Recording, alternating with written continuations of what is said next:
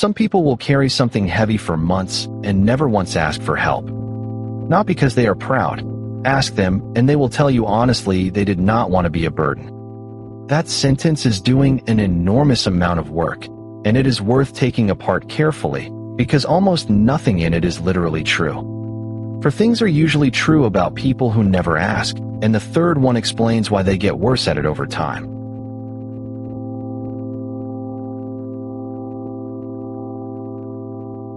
Almost nobody starts out unable to ask. It is learned, usually somewhere that made asking costly. Not cruelty necessarily. A tired parent, a household with too much going on already, or a sibling whose needs were simply louder and more urgent. The child works out something reasonable. Needing less makes me easier to have around. That was an intelligent adaptation at the time. The problem is nobody comes back later to switch it off. So a competent adult ends up running a policy written by someone who was 8. Notice they are usually the first to help everyone else. That is not a coincidence. Giving help puts you in the safe position every time. You are useful, you are the one in control, and nobody gets to see what is going on inside. Receiving help does the opposite. It requires being seen mid-struggle, which is the exact thing the rule was written to avoid. So they build relationships that only run one way, then quietly wonder why nobody knows them well. Stay for number 3. It is the part that makes this get worse rather than better with age. Asking for help is a skill, and skills decay when unused.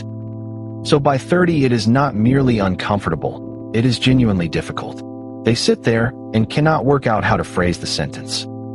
And every crisis handled alone is filed as evidence that they never needed to ask in the first place. The reasoning is airtight and completely wrong. Surviving something is not the same as it having been fine. Which is why these are the people who look fine right up until they suddenly do not. Here is the part almost everyone gets backwards.